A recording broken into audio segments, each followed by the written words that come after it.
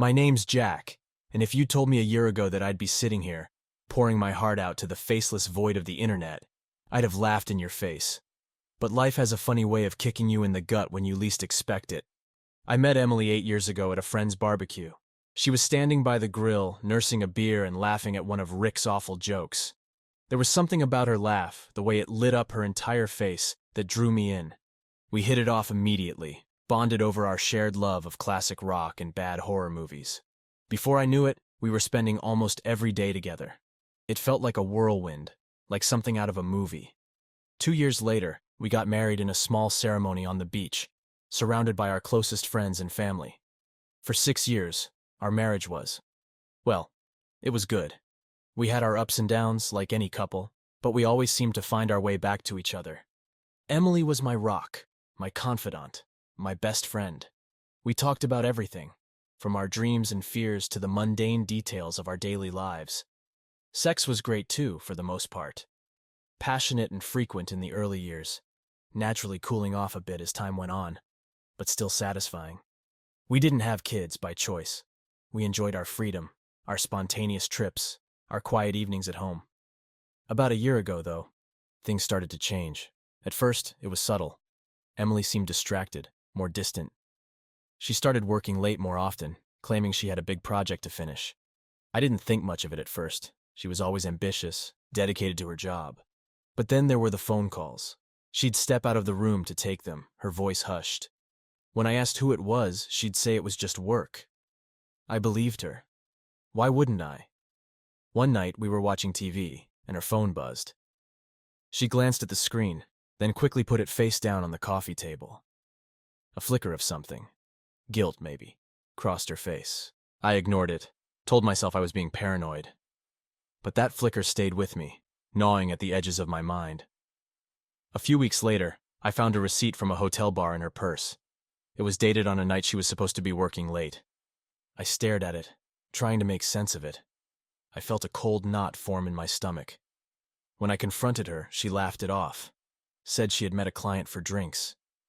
I wanted to believe her. I really did. But the knot in my stomach tightened. I started paying closer attention.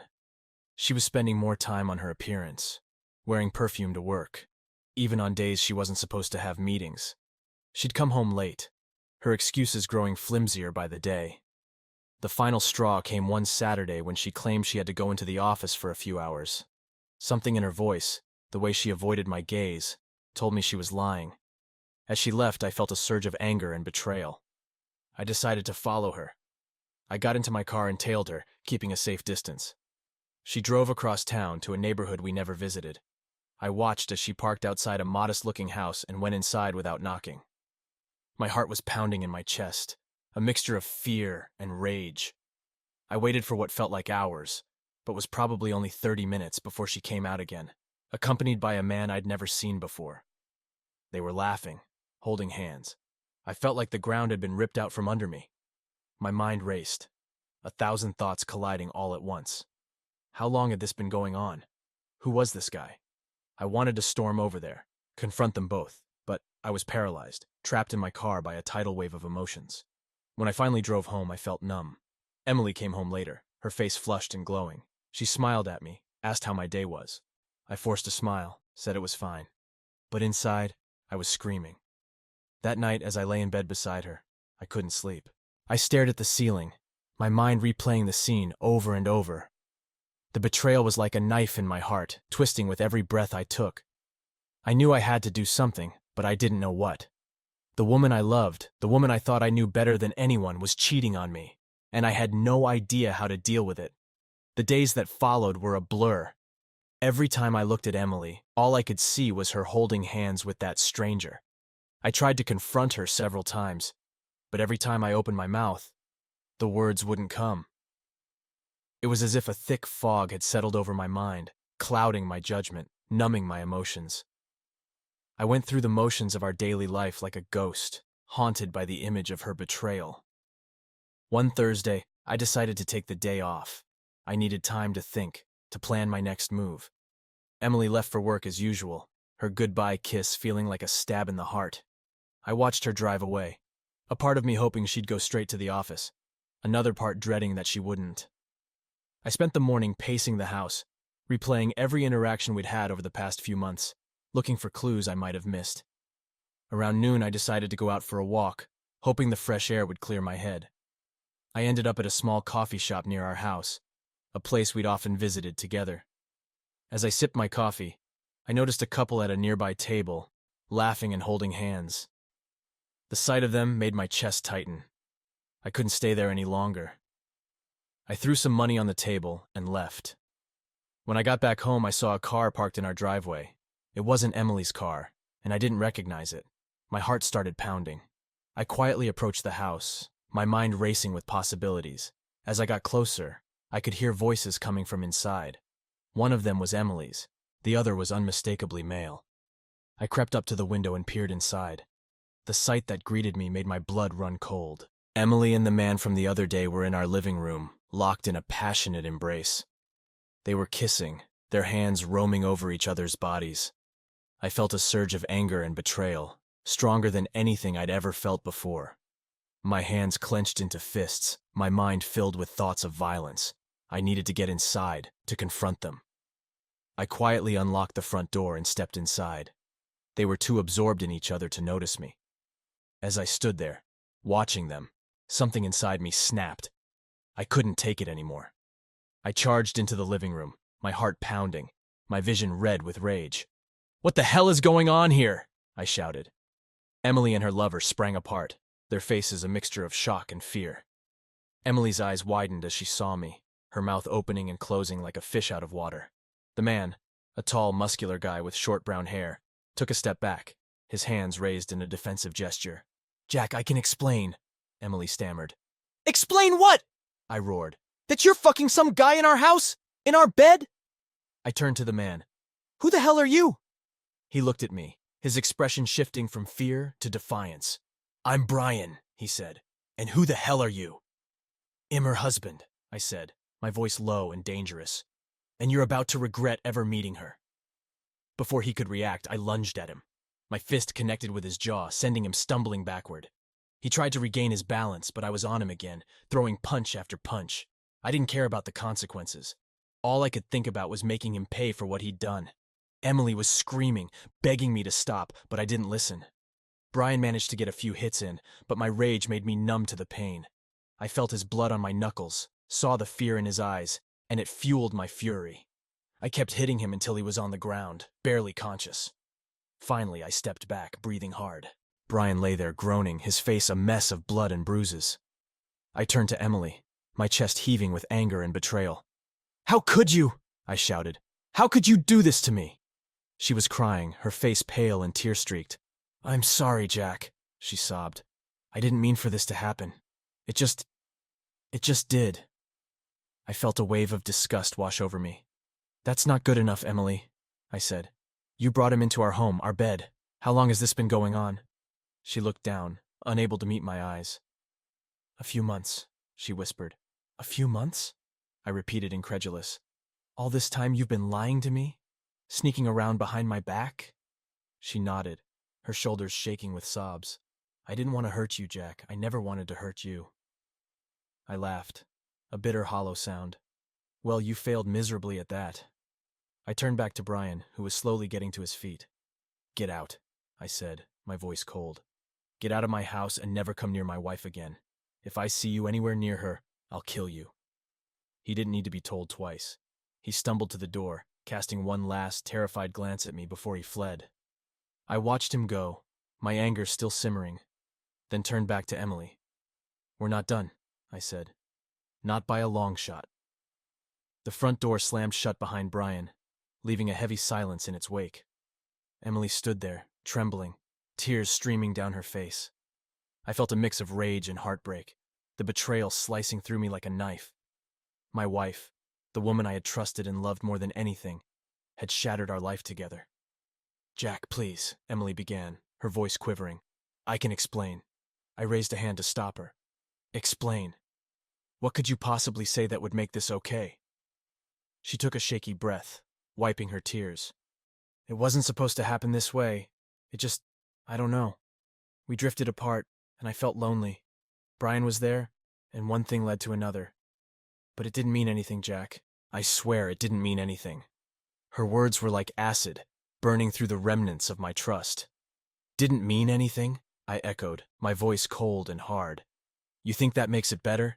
You think saying it didn't mean anything erases the fact that you brought him into our home? Our bed? Emily's sobs grew louder, her shoulders shaking with the force of them. I know I messed up. I know I hurt you. And I'm so sorry. But I still love you, Jack. I never stopped loving you. I felt a bitter laugh bubble up inside me. Love? You call this love? You cheated on me, Emily. You lied to me for months. How am I supposed to believe anything you say now? She reached out, trying to touch my arm, but I stepped back out of her reach. Her face crumpled, and she looked more devastated than I'd ever seen her. Please, Jack. I made a terrible mistake, but we can get through this. We can fix it. Fix it? I shook my head, incredulous. How do you fix something like this? How do you rebuild trust when it's been completely shattered? Emily sank to the floor, her hands covering her face. I don't know, she whispered, but I want to try. I want to make things right. I stared at her, my mind a whirlwind of emotions. Part of me wanted to believe her, to forgive her and try to move past this. But another part, the part that felt like it had been torn apart, couldn't fathom how to move forward. I had loved her so deeply, trusted her implicitly, and she had thrown it all away for some meaningless fling. Why, Emily? I asked, my voice barely above a whisper. Why did you do it? She looked up at me, her eyes red and swollen. I was lonely, Jack. You were always working, always busy. I felt like I was invisible, like you didn't see me anymore. Brian made me feel wanted, like I mattered. Her words stung, but I couldn't deny there was some truth to them. I'd been working long hours trying to secure our future, but that was no excuse for what she had done. You should have talked to me, I said, my voice filled with frustration. You should have told me how you felt instead of turning to someone else. I know, she sobbed. I know, and I regret it every day. But I can't change the past. All I can do is ask for your forgiveness and try to make things right. I felt a wave of exhaustion wash over me. The anger, the hurt, the betrayal. It was all too much. I needed space, time to think, to figure out what to do next. I can't do this right now, I said, my voice hollow. I need to get out of here. Emily's eyes widened with panic. Jack, please, don't leave. We can talk about this. We can work it out. But I couldn't stay. The walls of our home felt like they were closing in on me, suffocating me with memories of our life together. I turned and walked out the door, ignoring Emily's desperate pleas. I needed to be alone, to clear my head, to decide if there was anything left to salvage. I drove aimlessly for hours, my mind a tumult of thoughts and emotions. I replayed our life together, the good times and the bad, trying to make sense of where it had all gone wrong. I loved Emily, but the trust was broken, and I didn't know if it could ever be repaired. Eventually, I found myself at a small, secluded park. I parked the car and got out, needing to feel the cool night air on my skin. I walked for a while, my thoughts a chaotic swirl. What should I do? Could I ever forgive her? Did I even want to try? As I sat on a bench, staring out at the dark, tranquil water of the park's pond, I realized that I needed help. This wasn't something I could figure out on my own. I needed someone to talk to. Someone who could help me navigate this nightmare. I pulled out my phone and dialed Rick's number. He'd been my best friend since college, the one person I knew I could trust. He answered on the second ring, his voice filled with concern. Jack? What's going on, man? You sound terrible. I took a deep breath, trying to steady my voice. Rick, I need to talk to you. Can we meet somewhere? Of course, he said without hesitation. Where are you? I'll come to you. I gave him the address of the park and he promised to be there within half an hour. As I waited, I tried to prepare myself for the conversation. I needed to lay it all out, to share the burden of this betrayal with someone who could help me see clearly. When Rick arrived, he found me still sitting on the bench, staring into the darkness. He sat down beside me, his presence a comforting anchor in the storm of my emotions. Jack, what's going on? Talk to me. I took a deep breath and told him everything.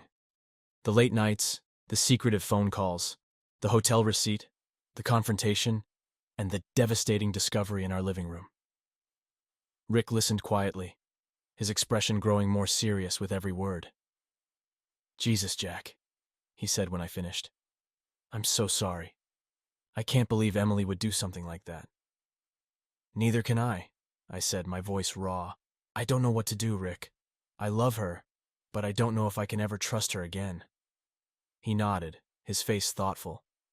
"This is a lot to process, man. You need to give yourself time. Don't rush into any decisions. Take a step back. Figure out what you really want." "But what if I can't forgive her?" I asked, my voice breaking. "What if this has ruined everything?" Rick placed a reassuring hand on my shoulder. "Then you have to do what's best for you, Jack. You deserve to be happy, and if you can't find that with Emily anymore, then maybe it's time to move on. But whatever you decide, know that I'm here for you." His words were a balm to my wounded heart. I still didn't know what the future held, but for the first time since discovering the affair, I felt a glimmer of hope. I had a friend who cared, who would support me no matter what. And that was a start.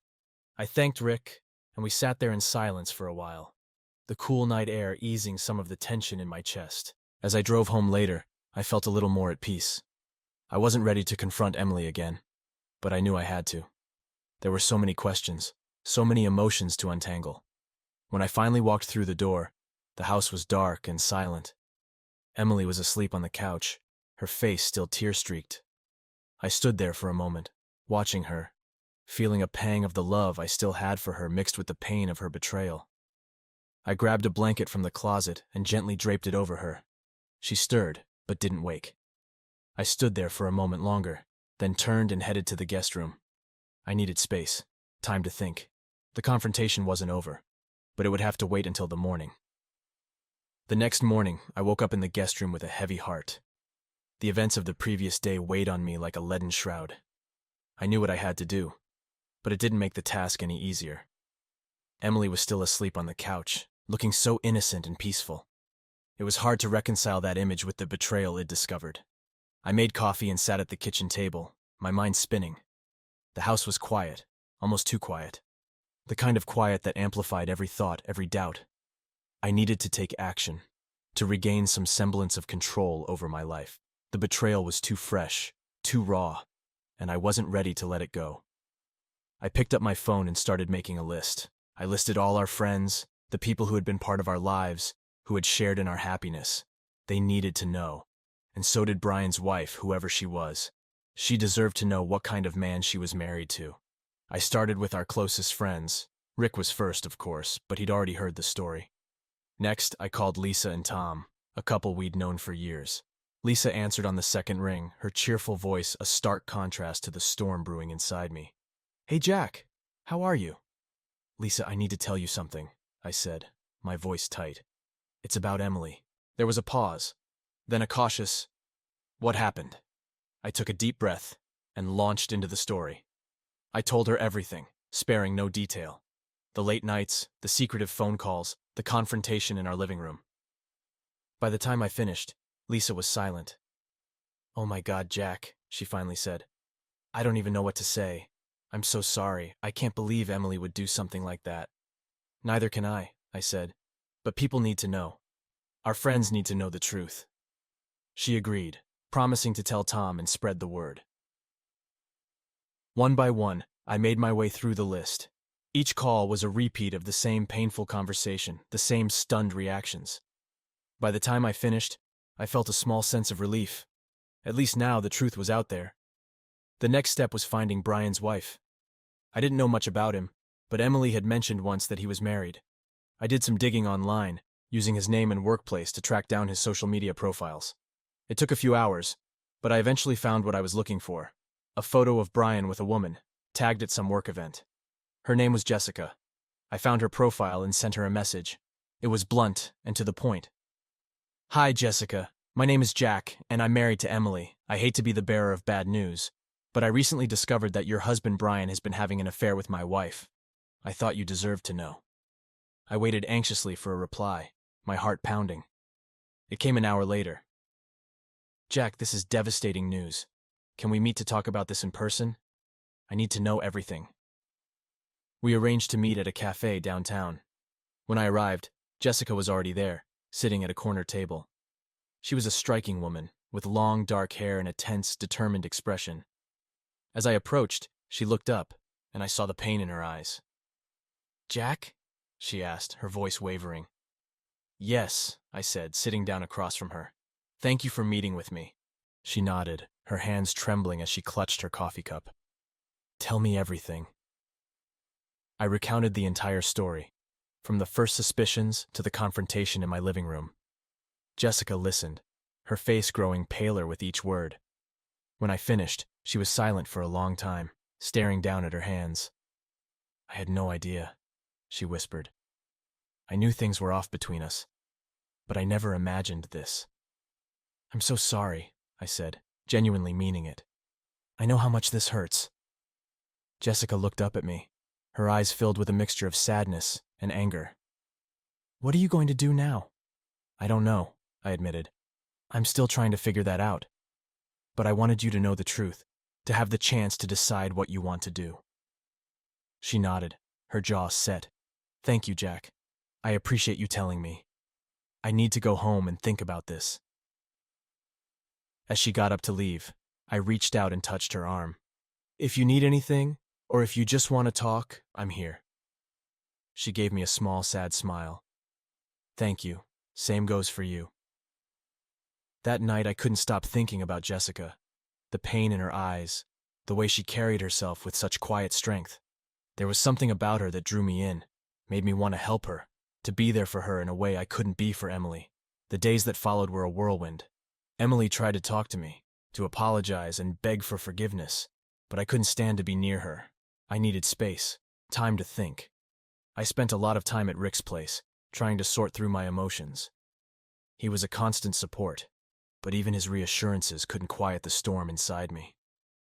One evening, I got a message from Jessica. She wanted to meet again, to talk more about what had happened.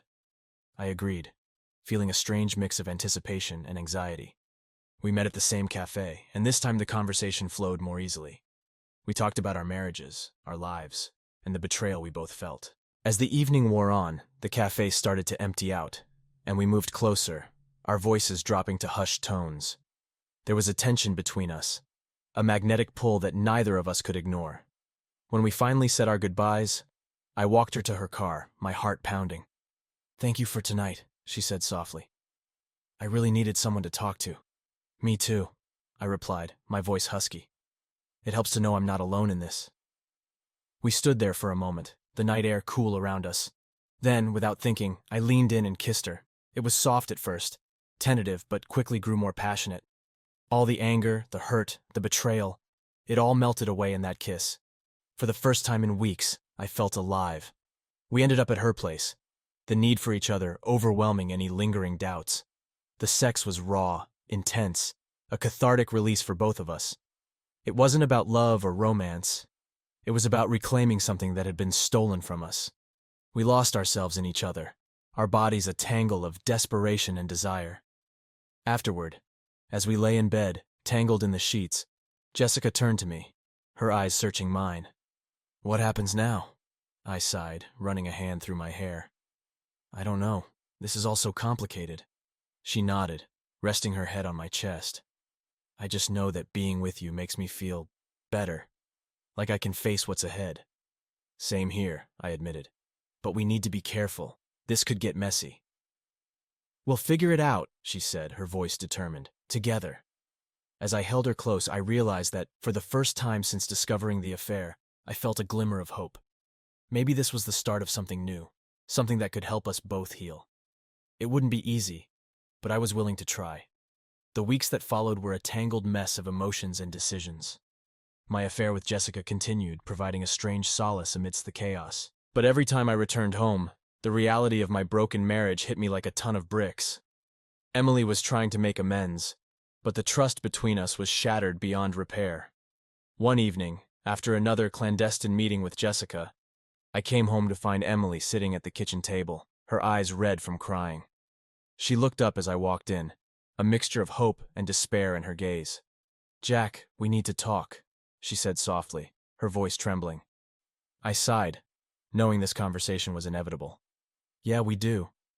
I sat down across from her, the silence between us heavy and uncomfortable. She fidgeted with a napkin, her hands shaking. Jack, I've been doing a lot of thinking, she began. About everything, about us. And I know I can't undo what I did. But I want to try to fix things. I want to go to counseling, to do whatever it takes to rebuild our marriage. I looked at her, feeling a pang of sadness. Emily, I appreciate that you want to make things right. But I don't know if we can come back from this. What you did. It broke something inside me. Something that can't be easily repaired. Tears welled up in her eyes, spilling over onto her cheeks. I know, Jack. I know I hurt you in the worst possible way. But I love you, and I don't want to lose you. Can't we at least try? I leaned back in my chair, running a hand through my hair. Emily, I've tried. I've really tried to see a way forward, but every time I look at you, all I can see is the betrayal. And to be honest, I've found someone else. Her eyes widened in shock. What? Who? Brian's wife, Jessica, I said, my voice steady. We met after I told her about the affair. We've been seeing each other, and it's helped me cope with everything. Emily's face crumpled, her sobs filling the room. Jack, how could you? How could you do this to us? I felt a pang of guilt but stood my ground. Emily, you pushed me away. You made choices that destroyed our marriage. I'm not proud of what I've done, but it's given me a sense of clarity. I don't think we can fix this. She looked at me, desperation in her eyes. So, what does this mean? Are we getting a divorce? I took a deep breath, the words heavy on my tongue. Yes, Emily. I think it's for the best. We both need to move on and find happiness elsewhere. Holding on to this marriage is only going to hurt us more. Her sobs intensified, and she buried her face in her hands. I felt a surge of sadness and regret, but also a sense of relief. This was the closure we both needed, painful as it was. We sat there in silence for a long time, the reality of our decision sinking in. Eventually, Emily looked up, her face streaked with tears. I never wanted it to end like this, she whispered. Neither did I said, my voice soft. But sometimes things don't work out the way we hope. We talked for a while longer, discussing the practicalities of the divorce, the division of our assets, and the steps we needed to take. It was a difficult conversation, filled with more tears and regrets, but it was also a necessary one. As the evening wore on, we both grew quiet, the exhaustion of the emotional roller coaster taking its toll. I looked at Emily, the woman I had loved for so many years, and felt a bittersweet mixture of sorrow and gratitude. Despite everything, she had been a significant part of my life, and I would always cherish the good times we had shared. I'm going to stay at Rick's for a while, I said finally. Give us both some space to process everything. She nodded, her eyes filled with sadness. Okay. Take care, Jack. You too, Emily. I stood up, feeling a weight lift off my shoulders. The decision had been made, and though it was painful, it was also liberating. I gathered a few things and left the house, the place that had been our home now feeling like a stranger's. As I drove to Rick's, I thought about Jessica and what the future might hold. It wouldn't be easy, but for the first time in a long time, I felt a glimmer of hope. Maybe, just maybe, we could both find happiness again. Moving out of the house was both a painful and liberating experience. Rick welcomed me with open arms, giving me a place to stay while I sorted out my emotions and the logistics of the divorce. The nights were the hardest, filled with restless thoughts and memories of what once was, but each day brought a small measure of clarity, and with it, a sense of forward momentum. Emily and I communicated through our lawyers, which helped keep things civil. We agreed to sell the house and split the proceeds. It was just too filled with memories, both good and bad, for either of us to keep. The rest of our assets were divided fairly, with minimal conflict. Despite the bitterness and heartbreak, neither of us wanted a drawn-out battle. Jessica and I continued to see each other, though we both knew we had to be careful. Her divorce from Brian was also in progress, and the last thing we wanted was to complicate an already messy situation. Our meetings were discreet, filled with deep conversations and mutual support. We were both navigating uncharted waters, trying to rebuild our lives from the wreckage of our respective marriages. One afternoon, about a month after the last conversation with Emily, I received a call from her. It was unexpected, and her voice sounded hesitant. "Jack, can we meet? Just one last time to talk?" I was taken aback but agreed. We decided to meet at a park we used to frequent, a neutral place filled with memories but not tainted by the recent past. When I arrived, Emily was already there, sitting on a bench, looking out over the pond. I walked over and sat down beside her. "Thanks for meeting me," she said, her voice soft. "Of course," I replied. "What's on your mind?" She took a deep breath, gathering her thoughts. "I've been seeing a therapist, trying to understand why I did what I did. I know I hurt you deeply, and for that I am truly sorry. But I also realized that I was unhappy for a long time and didn't know how to communicate that." I nodded, appreciating her honesty. "I think we were both unhappy, Emily. We just didn't know how to deal with it. I wish things could have been different, but we can't change the past." She looked at me, her eyes filled with regret. "I hope you can find it in your heart to forgive me someday." "I'll try," I said, feeling a mixture of sadness and closure. I think we both need to forgive ourselves too. We sat in silence for a while, watching the ducks glide across the water. It was a peaceful moment, a small step toward healing. "I want you to know that I wish you nothing but happiness, Jack," Emily said, her voice sincere. "I hope you and Jessica can find some peace and joy together." "Thank you, Emily," I said, touched by her words. "I wish the same for you." We parted ways with a sense of mutual understanding. The chapter of our life together had come to an end, but there was no more anger, no more resentment, just a quiet acceptance of what had been and a cautious hope for what lay ahead. Back at Rick's, I threw myself into my work, finding solace in the routine. Jessica and I took things slowly, understanding that we both needed time to heal. We spent quiet evenings together, talking about our dreams and fears, finding comfort in each other's presence. A few months later, the divorce was finalized. It was a bittersweet moment, filled with a sense of loss, but also a sense of freedom.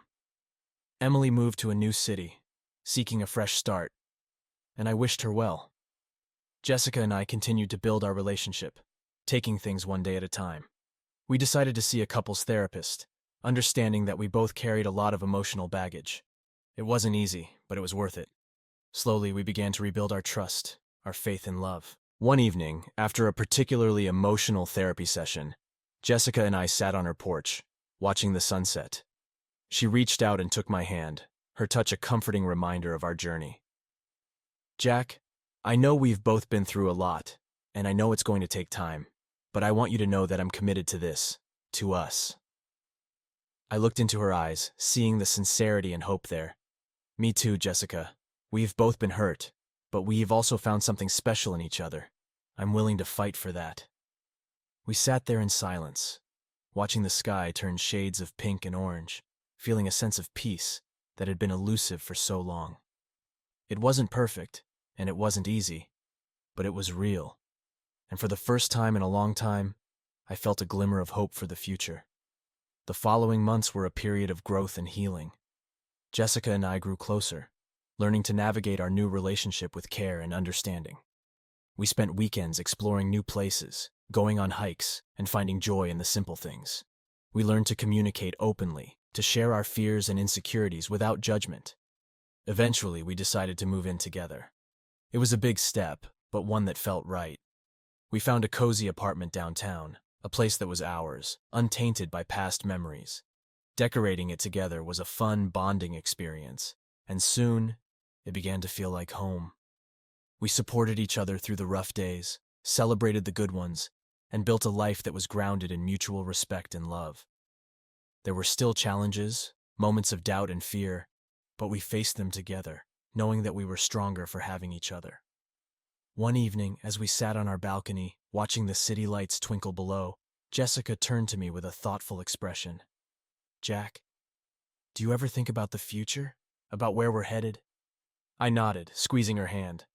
"All the time. And I see a future with you, Jess. I want us to keep growing, keep building something beautiful together. She smiled, her eyes sparkling with emotion. Me too. I can't imagine my life without you. We shared a tender kiss, feeling the weight of our journey and the promise of what lay ahead. The past had shaped us, but it didn't define us. Together, we were creating something new, something strong and lasting. And so, life went on. The scars of the past remained, but they faded with time, replaced by new memories, new joys. Emily and I stayed in touch occasionally, our interactions cordial and respectful. She had found happiness in her new life, and I was genuinely glad for her. Jessica and I continued to grow together, our love deepening with each passing day. We knew that life would always have its challenges, but we also knew that we could face them together. The pain and betrayal of the past had taught us valuable lessons, and we were determined to use those lessons to build a future filled with love, trust, and hope. As time passed, the wounds of betrayal began to heal, and life settled into a new, hopeful rhythm. Jessica and I had created a sanctuary in our shared home, a place where we could both find peace and joy. Our relationship was built on the hard lessons we had learned, and it felt stronger and more genuine because of it. One evening, about a year after the divorce was finalized, Jessica and I decided to take a spontaneous weekend trip to the mountains. We packed our bags, loaded up the car, and set off with no real destination in mind. It was the kind of freedom and adventure that we both had longed for, a stark contrast to the turmoil of the previous year. We found a charming little cabin nestled in the woods and decided to stay there. The first night, we sat by the fireplace, sipping wine and talking about our dreams for the future. The fire crackled softly, casting a warm glow around the room, and I felt an overwhelming sense of contentment. "Jack," Jessica said, her voice soft and thoughtful, "do you ever wonder what would have happened if things had been different, if we hadn't met the way we did?" I looked at her, considering the question. "I do," I admitted. "But then I think about how much we've both grown, how much we've learned. It's strange, but in a way, I'm grateful for the hardships. They led me to you." She smiled, her eyes shining with emotion. "Me too. I wouldn't trade what we have for anything." The next day we hiked to a beautiful secluded lake. The air was crisp and clean, the sky a brilliant blue. We stood at the water's edge, taking in the breathtaking view. Jessica slipped her hand into mine, and we stood there in silence, feeling the tranquility of the moment. As we walked back to the cabin, I felt a sense of clarity. Life had been unpredictable and challenging, but it had also been filled with unexpected blessings. I had found love again, a love that was deeper and more resilient than I could have imagined. When we returned home, life continued its steady pace. I received a promotion at work, and Jessica started her own small business, something she had always dreamed of. We supported each other through the ups and downs, finding strength in our partnership. One evening, as we were having dinner on our balcony, Jessica looked at me with a mischievous glint in her eye. "I have a surprise for you," she said, grinning. I raised an eyebrow, intrigued. "Oh? What's that?" She reached under the table and pulled out a small box, handing it to me. I opened it to find a key inside, attached to a keychain with a picture of a quaint little house. "It's ours," she said, her voice filled with excitement. "I found a beautiful house in the countryside. I thought it could be our new adventure." I was stunned, overwhelmed with emotion. "Jessica, this is amazing. Are you sure?" She nodded, her eyes sparkling. "I've never been more sure. I want us to build our future together, in a place that's just ours." Tears welled up in my eyes as I looked at her, my heart swelling with love and gratitude. "I love you, Jess," I said, my voice thick with emotion. "Thank you for believing in us." She leaned over and kissed me, a promise of the life we were creating together. It was a new beginning, a chance to write our own story, free from the shadows of the past. We moved into the house a few months later, embracing the tranquility and beauty of our new surroundings. It was a place where we could grow, where we could find peace and happiness. We planted a garden, filled the rooms with laughter and love, and made it our home. Years passed, and life continued to surprise us. We traveled, explored new hobbies, and cherished the simple moments that made up our days. Our love grew stronger, weathering the storms and basking in the sunshine. We became each other's anchor, a testament to the power of resilience and hope. One spring morning, as we were tending to our garden, Jessica turned to me with a smile. "Jack, do you remember when we first met, how broken we both were?"